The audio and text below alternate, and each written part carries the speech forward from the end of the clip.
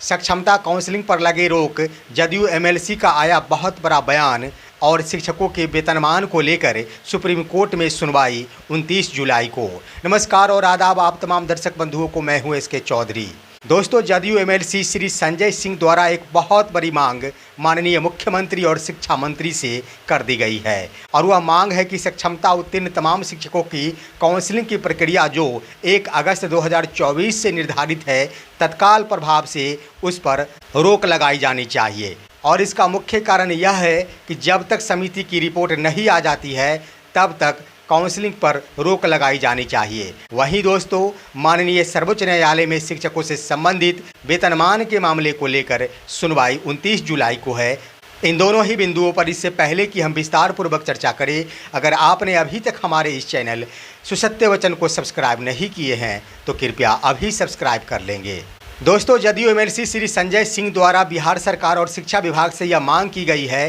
कि तमाम सक्षमता उत्तीर्ण शिक्षकों जिनकी काउंसलिंग की प्रक्रिया 1 अगस्त 2024 से निर्धारित कर दी गई है, वहीं शिक्षकों के स्थानांतरण एवं पदस्थापन को लेकर एक समिति बनाई गई थी जिसके द्वारा रिपोर्ट आने का इंतजार किया जा रहा है। और इन बिंदु को लेकर एमएलसी संजय सिंह ने एक बहुत बड़ी मांग इस रूप में कर दी है कि समिति द्वारा आखिर रिपोर्ट जारी करने में विलंब क्यों किया जा रहा है, और वहीं अगर विलंब हो रही है तो निश्चित रूप से जब तक समिति की रिपोर्ट सामने नहीं आ जाती तब तक काउंसलिंग की प्रक्रिया पर रोक लगाई जानी चाहिए। उनका कहना है कि इसका मुख्य कारण यह है कि बिहार के तमाम ऐसे सक्षमता उत्तीर्ण शिक्षक हैं जिनकी यह चाहत है कि हमारा स्थानांतरण नहीं हो। वहीं ढेर सारे ऐसे शिक्षक हैं जो स्थानांतरण चाह रहे हैं। तो इन बिंदुओं को लेकर एमएलसी संजय सिंह द्वारा शिक्षा मंत्री और बिहार सरकार से यह मांग की गई है कि हर हाल में जो शिक्षक चाहते हैं स्थानांतरण, उन्हीं का स्थानांतरण होना चाहिए और जो नहीं चाहते हैं उनका स्थानांतरण नहीं होना चाहिए।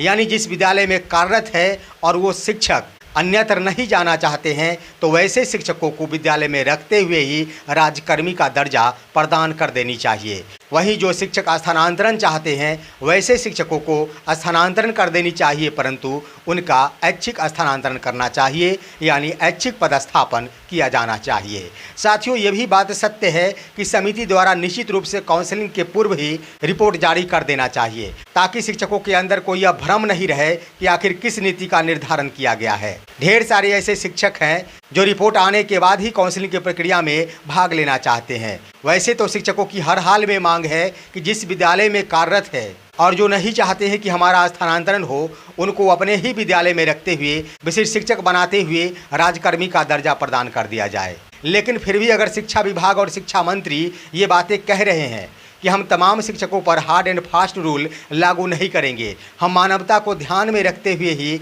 शिक्षकों का स्थानांतरण यानी पदस्थापन करेंगे, तो इन बिंदुओं को लेकर तमाम शिक्षक भी शिक्षा मंत्री के इस बयान को पकड़े हुए हैं कि जब वो मानवता का ख्याल रखते हुए स्थानांतरण यानी पदस्थापन की प्रक्रिया को अपनाने जा रहे हैं, तो ढेर सारे शिक्षकों की यह भी मांग है कि हमें अपने विद्यालय में रखते हुए ही राज्यकर्मी का दर्जा प्रदान करने संबंधी नीति का निर्धारण किया जाए और विशिष्ट शिक्षक बनाया जाए। साथियों, शिक्षकों की मांग बिल्कुल ही जायज़ है क्योंकि शिक्षा मंत्री ने अपने बयान में सदन में कहा है कि हम मानवता को ध्यान में रखते हुए शिक्षकों को पदस्थापित करेंगे। तो हर हाल में यहाँ जब शिक्षक चाह रहे हैं कि हम अपने ही विद्यालय में रहना चाहते हैं, चाहे शिक्षा विभाग जितना भी हमसे कार्य करा ले, चाहे शिक्षा विभाग जो भी नीति का निर्धारण कर दे, हमारी मांग है कि हम अपने विद्यालय में रहकर ही विशिष्ट शिक्षक बनना चाहते हैं, तो हर हाल में शिक्षा मंत्री को शिक्षकों के इस मांग पर विचार करनी चाहिए क्योंकि उन्होंने कहा था कि हम मानवता को ध्यान में रखकर ही शिक्षकों का पदस्थापन करेंगे।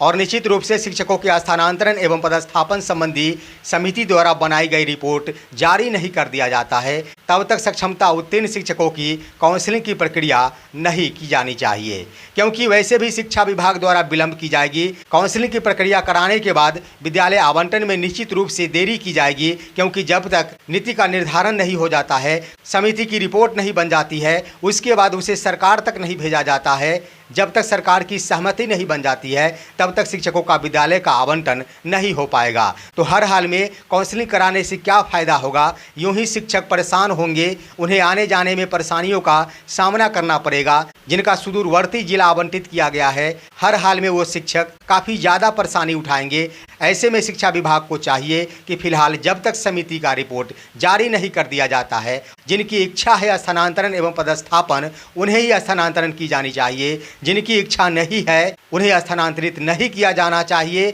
इसका निर्धारण अवश्य होना चाहिए। उसके बाद ही काउंसलिंग की प्रक्रिया की शुरुआत की जानी चाहिए। दोस्तों, संभावना जताई ये जा रही है कि आखिर एमएलसी संजय सिंह निश्चित रूप से वर्तमान सरकार के ही सदस्य हैं और हर हाल में अगर एमएलसी श्री संजय सिंह द्वारा अपने ही सरकार से यह मांग की गई है तो निश्चित रूप से इन पर विचार करने की आशा बनती है और संभावना यह जताई जा रही है कि काउंसलिंग की प्रक्रिया में फेरबदल होगा। इसकी तिथि का निर्धारण एक बार फिर से रिपोर्ट जारी हो जाने के बाद ही किया जा सकता है। वहीं दोस्तों, शिक्षकों से संबंधित वेतनमान के मामले में एक और केस की सुनवाई 29 जुलाई 2024 को निर्धारित है। इसके क्रम में हम आपको बता दें कि आरटीई एक्ट 23 के 3 के तहत शिक्षकों के मांग के संबंधी सुनवाई 29 जुलाई 2024 को निर्धारित की गई है। साथियों, इस मामले में आरटीई एक्ट 2009 जो कि तैयार 2009 में हुआ था, भारत सरकार ने उसे वर्ष 2010 में 1 अप्रैल 2010 से लागू कर दी थी और बिहार में उसे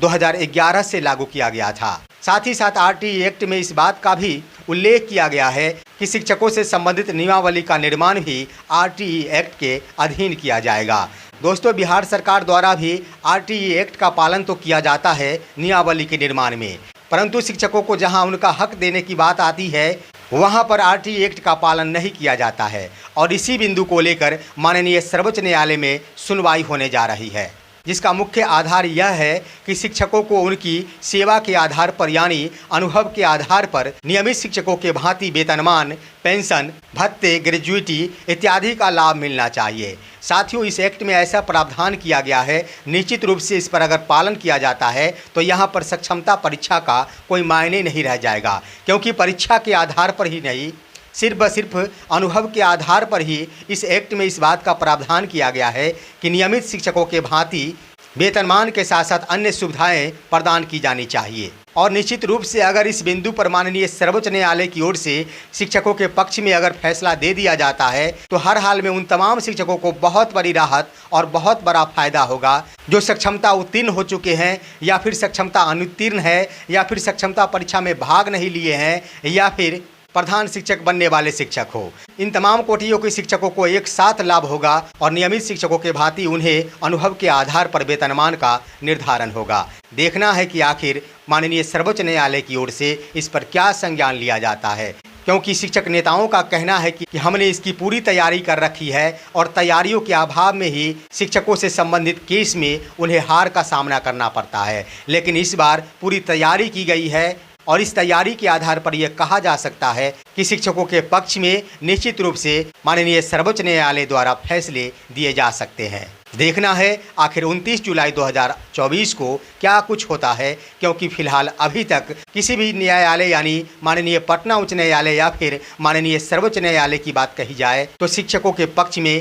कोई भी राहत नहीं मिलती नजर आ रही है। फिलहाल इस मुकदमे पर देखते हैं, क्योंकि शिक्षक नेताओं का कहना है कि इसकी पुरजोर तैयारी की गई है। वहीं दोस्तों, शिक्षक नेता बंशीधर ब्रजवासी के बर्खास्तगी के मामले पर अब शिक्षक नेताओं द्वारा कटाक्ष भी किया जा रहा है, लेकिन हम बताते चले कि इस पर कटाक्ष नहीं किया जाना चाहिए। इन बिंदुओं पर राजनीति नहीं किया जाना चाहिए। भले ही बर्खास्तगी के बाद बंशीधर ब्रजवासी अपने भविष्य को लेकर क्या नीति का निर्धारण करते हैं, यह उनका अपना अधिकार है या उनकी अपनी नीति होगी, लेकिन इतना तो जरूर है कि जिस वक्त निवर्तमान एसीएस के पाठक द्वारा शिक्षकों के ऊपर प्रहार किया जा रहा था, जिस वक्त शिक्षकों के 1 मिनट विलंब हो जाने के बाद 7 दिनों की वेतन की कटौती कर ली जाती थी, उस वक्त अगर शिक्षकों के पक्ष में खड़े होने वाले शिक्षक नेता थे तो कोई और नहीं, बंशीधर ब्रजवासी थे। उस वक्त शिक्षकों के पक्ष में अगर कोई आवाज उठाने वाला शख्स था तो वो कोई और नहीं, शिक्षक नेता बंशीधर ब्रजवासी थे। उस वक्त भ्रष्टाचार के मुद्दे को उठाने वाले, बेंच डेस्क के मामले हो या फिर समरसेबल का मामला है, पूरे देश स्तर तक यह खबर चली गई थी कि बिहार में बहुत बड़ा शिक्षा घोटाला हुआ है, जिसके अंतर्गत 900 करोड़ रुपए का घोटाला हुआ है। आखिर इसका खुलासा कोई और नहीं, सिर्फ व सिर्फ शिक्षक नेता बंशीधर ब्रजवासी द्वारा किया गया था। और सबसे बड़ी बात कि आज की तिथि में निवर्तमान एसीएसके के पाठक शिक्षा विभाग से बाहर है, तो यह किसी और का देन नहीं, यह बंशीधर ब्रजवासी की लड़ाई की देन है, जिसके कारण एसीएसके के पाठक शिक्षा विभाग से दूर हैं। तो अंतिम रूप से हम कहना चाहेंगे कि शिक्षक प्रतिनिधि चाहे अमित विक्रम ही क्यों न हो, या फिर बंशीधर ब्रजवासी क्यों न हो, या फिर आनंद कौशल सिंह ही क्यों न हो, या फिर प्रदीप कुमार पप्पू ही क्यों न हो, आखिर जो भी लड़ते हैं शिक्षकों के लिए ही लड़ते हैं। किन्हीं भी शिक्षक नेताओं द्वारा किन्हीं शिक्षक नेता के ऊपर कटाक्ष नहीं किया जाना चाहिए, बल्कि एकजुटता का परिचय देते हुए शिक्षकों को अपना हक और अधिकार दिलानी चाहिए। फिलहाल आज की खबर बस इतना ही। आप सभी हमारे इस वीडियो को लाइक करते हुए तमाम दोस्तों के पास शेयर कीजिए और अब दीजिए अपने ही दोस्त इसके चौधरी को इजाज़त। जय हिंद, जय भारत।